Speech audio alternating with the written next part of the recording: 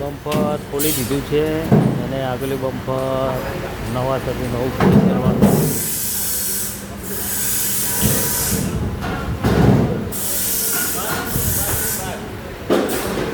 હા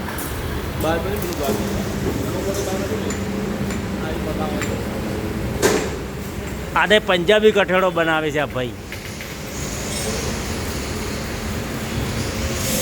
પંજાબી કઠોળો બનીને તૈયાર થઈ જશે ત્યારે હું તમને વિડીયો યુટ્યુબ ઉપર નાખી દઈશ.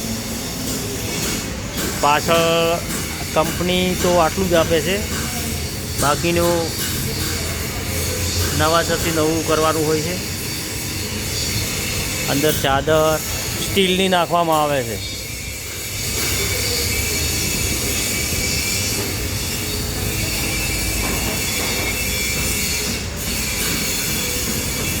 આગળ બમ્પર આવશે, ઉપર કઠોળો લાગી ગયો છે.